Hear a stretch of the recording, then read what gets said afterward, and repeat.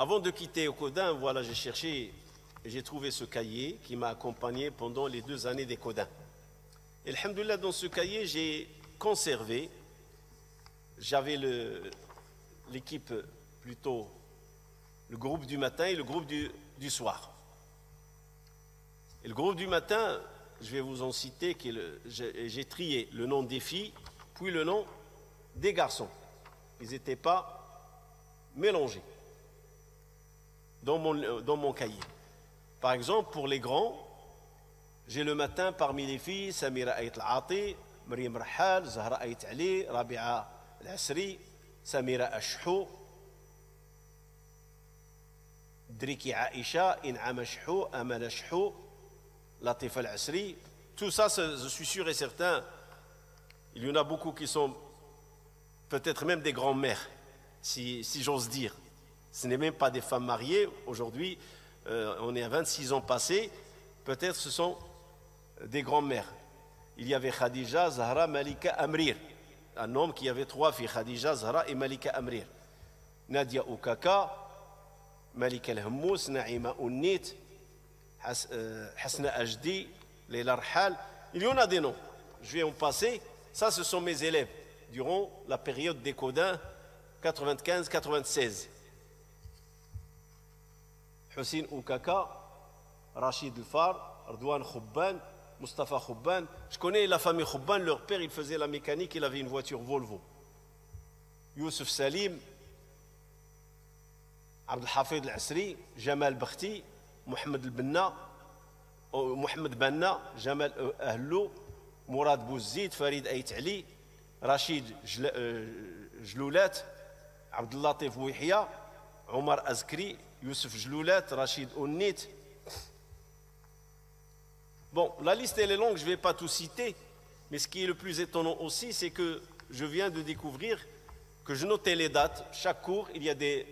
C'est-à-dire là, j'ai devant moi le 8 février, le 15 février, le 22 février, le 1er mars, le 8 mars, le 15 mars, le 22 mars, le 29 mars. C'est-à-dire, je notais les dates de chaque séance et de chaque cours. Et je notais le point. Et le tiré. Quand il a ramené les 2 francs, concernant ce que je vous appelle Rbaïa, chaque mercredi, ils doivent ramener 2 francs chacun pour l'imam. Ça, c'est à part son salaire de l'association qui était de 4000 francs à l'époque. Donc voilà, donc la liste elle est longue. Et je me rappelle la dernière note que j'ai notée, Hizb Amma 1995, parce que j'avais l'habitude de réviser avec eux Hizb Sabbih avant la clôture du cours, avant vers à peu près 11h30, midi moins quart, on commence le Hizb Sabbih. Mais là, j'ai une note du 23 octobre 1995, comme quoi j'ai clôturé avec eux à réciter Hizb Amma Isabbih, c'est-à-dire le dernier juz du Coran, Amma Isabbih, il était acquis dans l'ensemble, c'est-à-dire on le lit sans le Coran. Jusqu'à Qul a'udhu bi rabbin nas, c'était acquis. J'ai noté ici la date. C'est acquis. C'est-à-dire tous, ils étaient capables, je ne parle pas des petits qui n'ont pas encore la mémoire, mais l'ensemble, la majorité, c'était acquis, Hizb Amma et Hizb Sabbih. On le récite, on avait l'habitude de le réciter avant que les enfants rentraient chez eux, que ce soit le groupe du matin ou le groupe du soir. Le groupe du soir, comme je vous ai dit, c'est de 2h à 5h, et le groupe du matin, c'est de 9h à midi. Même je les retenais jusqu'à ce qu'on finissait. Plusieurs fois, les parents ils sont devant, ils ne sont pas contents parce que les enfants sont en retard, parce qu'on n'a pas fini la récitation. Donc c'est, masha'Allah, je peux dire, ça m'a rafraîchi un petit peu, mais ce n'est pas de cela que je voulais vous parler aussi. Je voulais vous parler d'autre chose, que j'ai commencé à le faire en français, et je vais découvrir un potentiel qu'Allah subhanahu wa ta'ala m'a donné, et je vais en tirer des leçons. Par exemple, ici en arabe, j'ai écrit de la poésie, ce qu'on appelle comme Ibn Ashir et ainsi de suite. Urjuza, voilà. Salatu subhi rak'atani jahra, qunutun qabla ruku'il akhirati sirra. Donc j'ai commencé à faire un code pour les prières.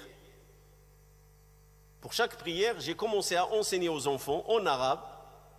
C'est quoi salat subh? Par exemple, salat subhi rak'atani jahra. La prière de subh, 2 unités à haute voix. Qunutun qabla al-ruku' al-akhirati sirra. Qunutun qabla al-ruku' chez les malikites.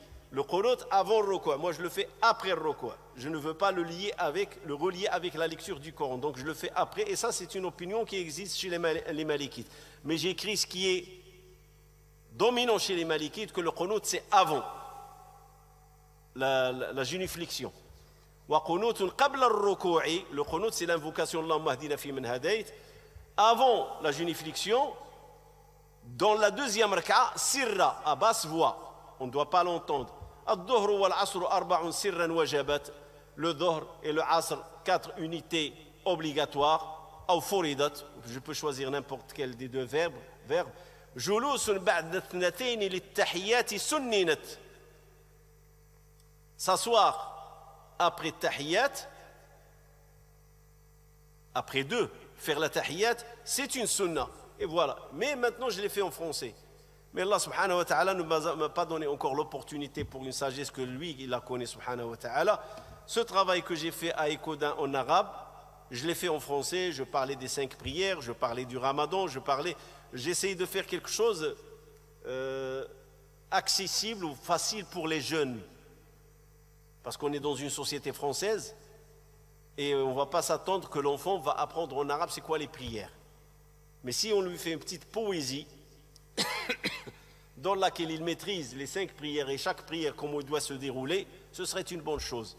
Et le potentiel que j'ai découvert, c'est qu'Allah subhanahu wa ta'ala m'a donné la force de supporter, enseigner par la voix, enseigner pas par le tableau, je n'aime pas, je ne supporte pas, je n'arrive pas à me structurer dans l'écriture. Mais j'aime enseigner en regardant l'élève et on lui demande de répéter. Je peux prendre un élève, il peut s'asseoir devant moi 15, 20 minutes, je vais répéter avec lui et je ne vais pas avoir de la lassitude à le faire répéter. J'ai ce potentiel, walillahi alhamd. Je l'ai testé à Ekoudin, je l'ai testé à Tourcoing, je l'ai testé sur Nîmes. Je peux enseigner comme ça, comme je l'ai fait par exemple l'année dernière durant le Ramadan avec les attributs d'Allah subhanahu wa ta'ala. J'ai ce potentiel et j'aimerais bien peut-être un jour sortir un livre de poésie, mais concernant les adorations. Comment faire les prières, comment faire les ablutions, mais en poésie comme il faisait ce qu'on appelle al-mutun.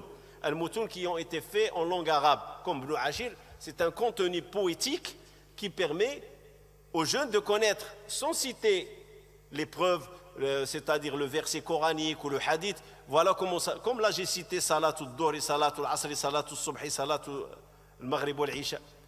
C'est une très belle chose.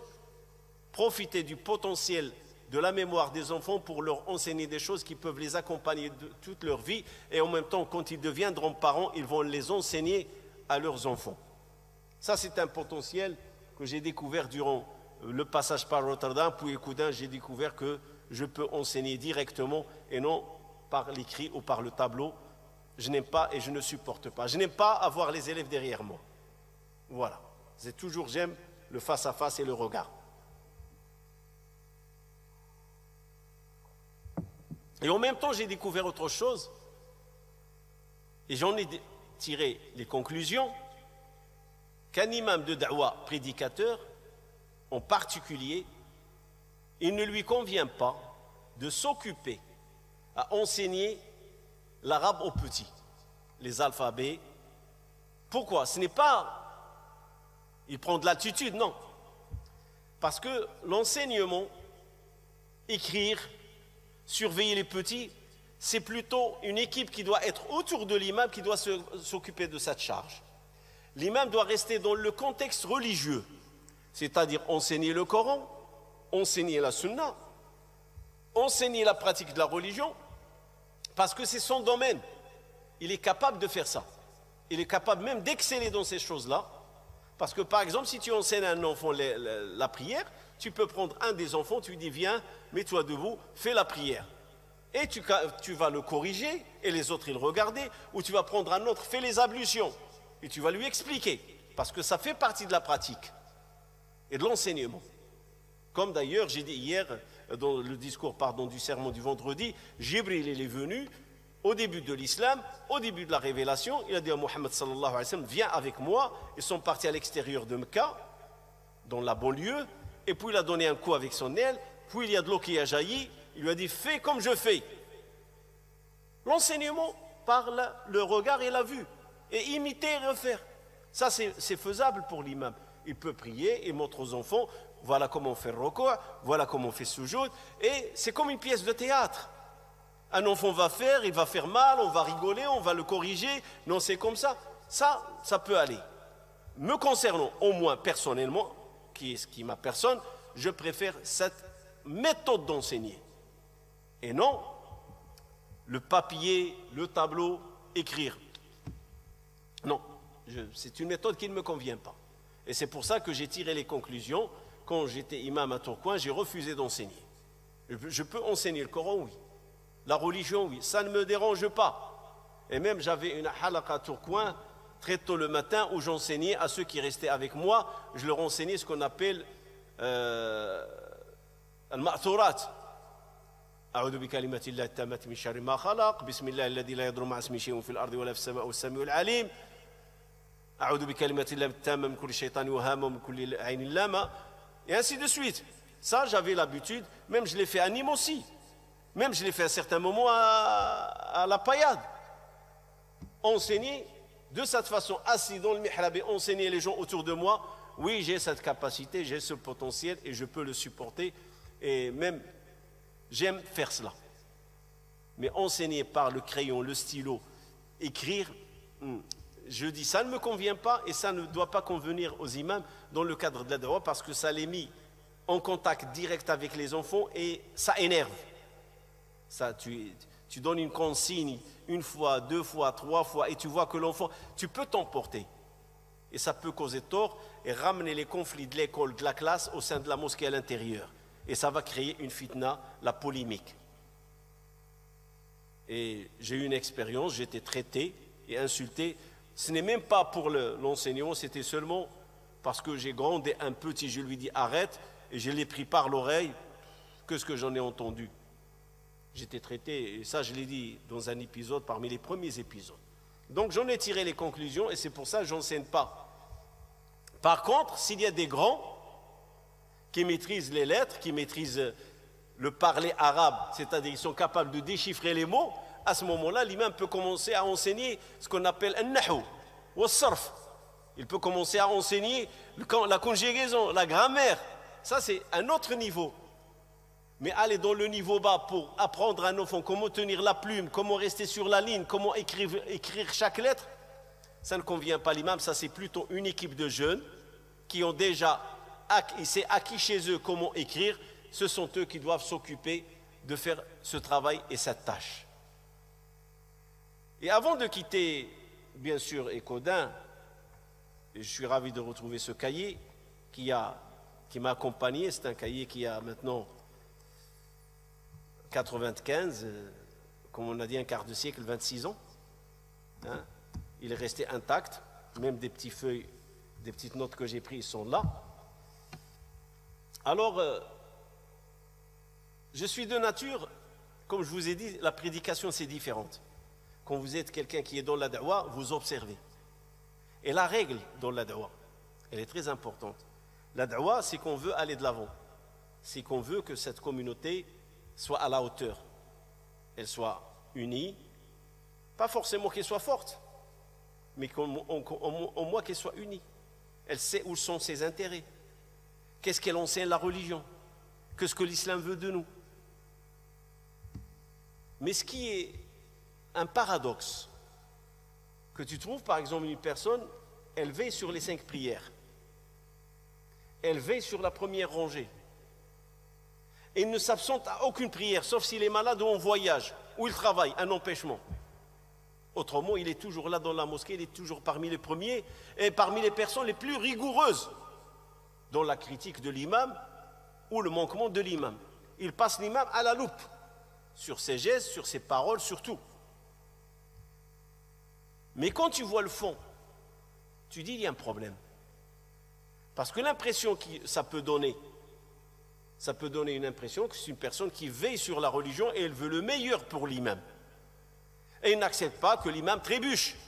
Alors il va venir dire à l'imam, t'as fait, ce n'est pas digne de toi comme imam parce que tu es un modèle pour nous. On peut comprendre cette approche. Mais ce que je vais vous raconter, et Allah est témoin, ce n'est ni pour dénigrer, ni pour se moquer. On va tous se retrouver auprès d'Allah subhanahu wa ta'ala. Mais ce sont des faits que dans cette mémoire que je suis en train de citer, je suis obligé d'apporter pour vous dire le niveau dans lequel on se trouvait dans les mosquées en 95. J'étais avec ma femme et j'ai une fille. Elle avait 5 ans. Ma femme s'est installée avec moi et chaque fois que je voulais faire les courses ou aller quelque part, je suis obligé de demander l'aide de quelqu'un. Je suis obligé. Si je fais les courses, la personne m'accompagne. Il ne va pas me déposer dans un magasin, dans un centre commercial. Elle va me dire, je vais revenir te chercher dans 2 heures ou 3 heures. En général, c'est quelqu'un qui va t'accompagner pour éviter des allers-retours. Et pendant qu'il t'accompagne, il y a des moments où il y a des choses d'ordre familial. Soit que ce soit avec la petite, soit que ce soit avec sa mère. Mais tu es accompagné, il y a une certaine gêne. Tu n'es pas à l'aise. Alors j'ai demandé à un frère qui fait les voitures, qui est commerçant de voitures, il ramène de la Belgique, un peu, il s'appelle Jamel, c'est un jeune à l'époque, il avait 24 ans. Je dis, Harry, si tu peux me trouver une voiture. Quand j'ai entendu parler de voiture, je dis, j'aimerais bien avoir une voiture pour devenir à un certain moment indépendant, je peux bouger avec ma famille. Et effectivement, un jeune, il m'a dit, c'est quoi ton budget? Je dis, pas plus que 5 000 francs. Pas plus que 5 000 francs. Alors, effectivement, un jour, il vient me voir, il m'a dit, je t'en ai trouvé une. J'ai dit, dans le budget? Il m'a dit, dans le budget. Alors, on était voir, c'était un pasteur des Gitans. Je crois que c'est à son main, dans les environs des Codins. Je l'ai vu, c'est une Mercedes blanche, 300. 300, c'est une Mercedes qui a 6 cylindres. Le moteur, il est plus grand que 240 d'un cylindre. Mercedes 40, je crois 4 cylindres. Celui-là, je crois 2 cylindres de plus. Si je ne me trompe pas, si la mémoire elle est bonne, bien sûr. J'ai dit, monsieur, combien? Il m'a dit 3 000. J'étais content. J'ai dit, il fonctionne. J'étais étonné. Il m'a dit, oui, il fonctionne. Et pourquoi? Parce que j'avais une autre condition, que la boîte soit automatique et non boîte manuelle. Parce qu'au Canada, aux États-Unis, on a pris dans des voitures boîte automatique.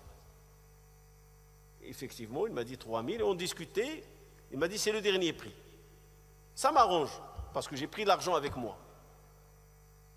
Alors je sors les 3 000, il prépare les documents. Je dis, par contre, je ne suis pas encore régularisé.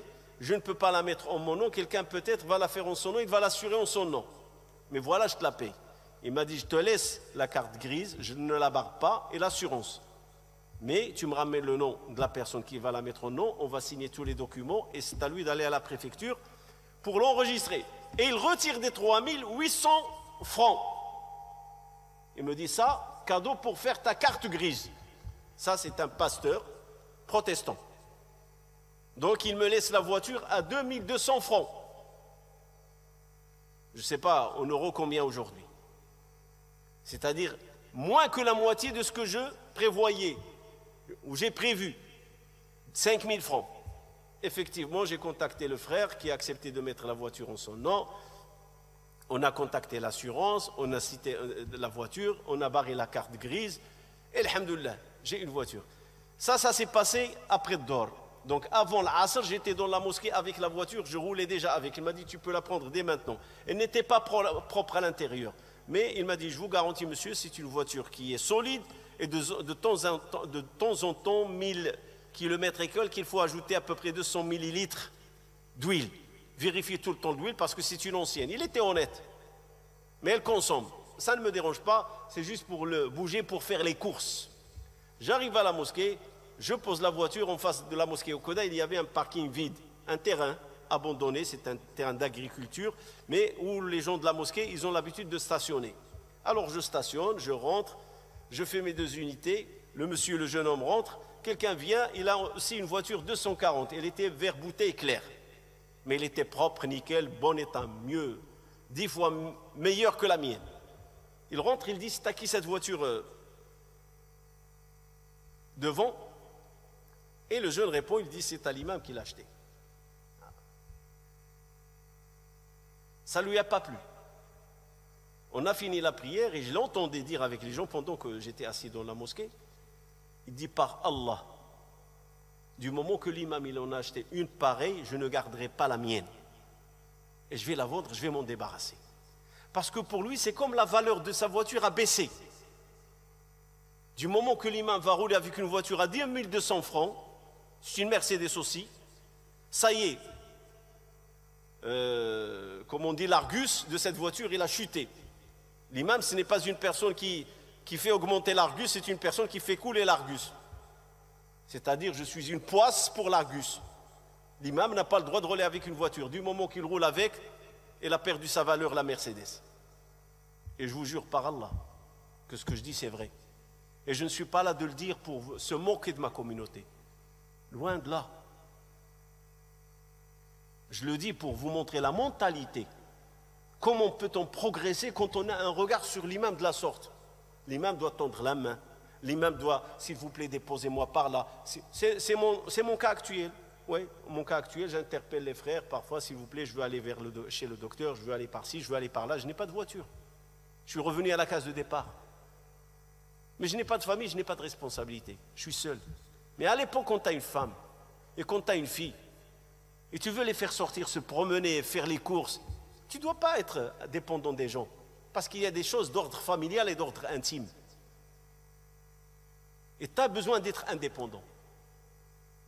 Et au lieu de ce monsieur où les autres disent « Combien ça t'a coûté l'imam, on va t'aider. On va participer avec toi. Masha'Allah, tu aurais dû nous le dire, on aurait pu trouver meilleur. » Non, une voiture de 2200, une Ferrari. Sérieusement, je vous le dis. Ni propreté, ni luxe, ni rien du tout. Et pourtant. Et la personne, il a juré. Et il va honorer son jurement. Il va partir jusqu'au sud du Maroc, frontière mauritanienne, au-delà de l'Ayoun. Parce qu'à l'époque de l'année 96, les gens parlaient de la douane fermée. Effectivement, quand il est arrivé, il a trouvé la douane fermée. Qu'est-ce que ça veut dire la douane fermée? On ne peut plus dédouanier, ou plutôt enregistrer un véhicule qui vient de l'étranger, on ne peut plus l'enregistrer sous matricule locale du pays. Alors il n'y a que les Africains, la Mauritanie et le Sénégal et plus bas, ils viennent récupérer les voitures de l'Europe. Parce que l'immigrant marocain, il ne peut plus vendre les voitures sur place. Il y avait une loi, c'est fini.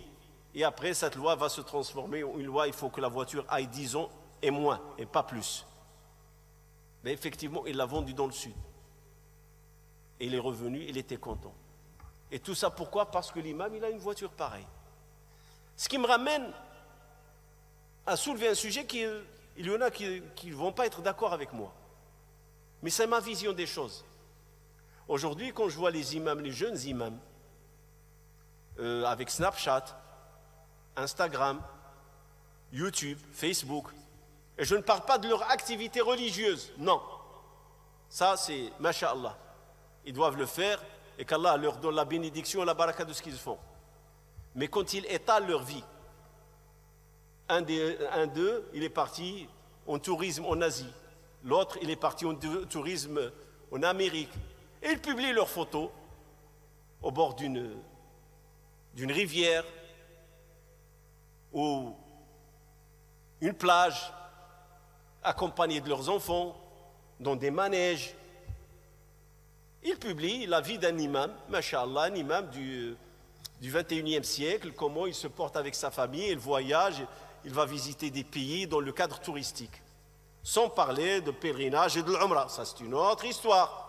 Quand il n'y avait pas Covid, voilà, il est devant la Kaaba, voilà, il est devant la mosquée du prophète sallallahu alayhi wa sallam. C'est bien, nos imams, ils sont en train de prendre plaisir, c'est très bien. Ils sont en train de faire du tourisme, c'est très bien.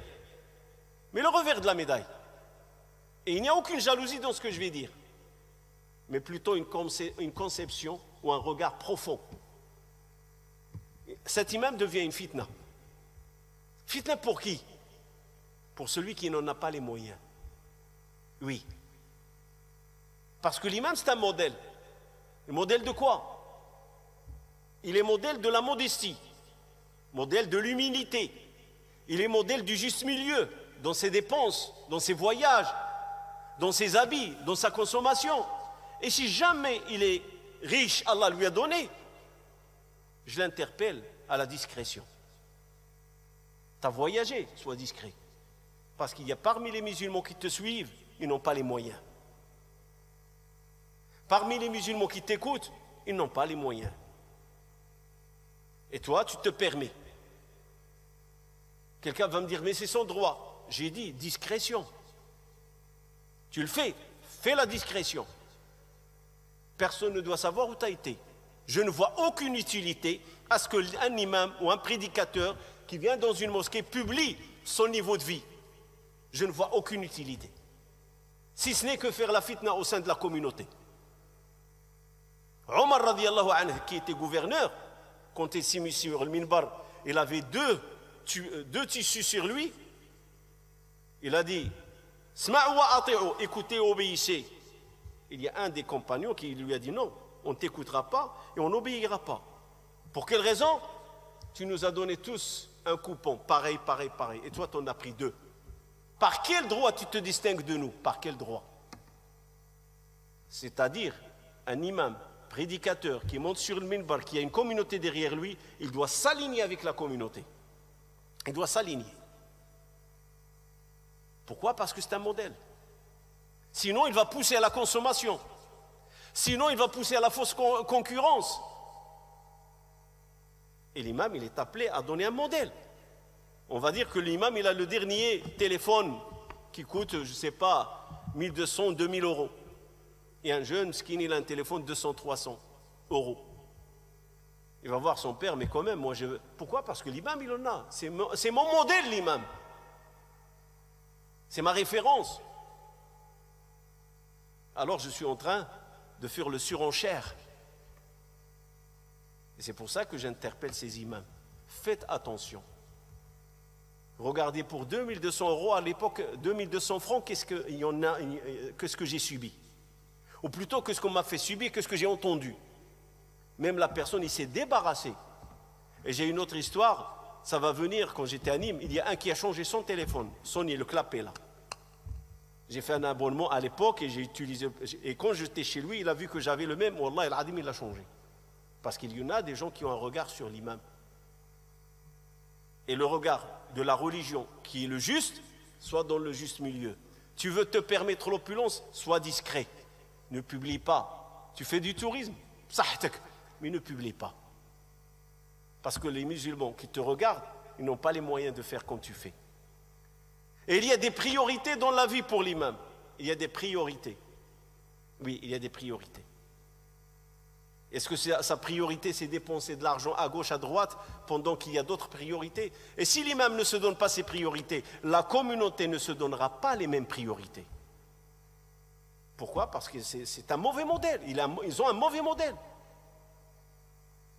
Le hadith, on abandonnait ce qui était pas mal, de peur de tomber dans quelque chose dans laquelle il y a du mal. Qu'est-ce qu'on peut comprendre de ce hadith? Tu crois que ça ne concerne que ta personne? Fais attention de ne pas tomber dans quelque chose dans laquelle il y a du mal. Plutôt, fais attention, ne sois pas une cause pour que les gens tombent dans ce qu'il y a du mal. Parce qu'ils peuvent se serrer et même aller faire un prêt et chercher l'argent. Je veux être comme l'imam. Ou mieux que l'imam. Imagine, tu tombes sur un vieux comme celui que je vous ai dit. Imaginez, j'ai acheté une Mercedes à l'époque de 10 millions. Qu'est-ce qu'il en sera? Eh bien là, on va rentrer dans une autre polémique.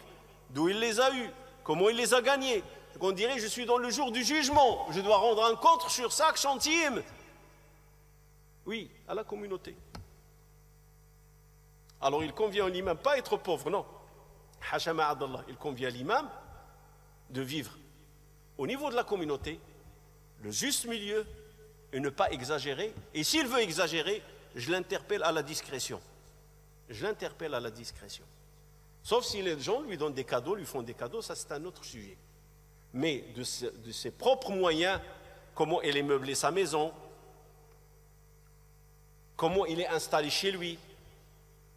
Ben viens mon frère, je vais t'interpeller comment il était le prophète sallallahu alayhi wa sallam, comment il était Abu Bakr, comment il était Omar, parce qu'ils étaient les imams de la Ummah.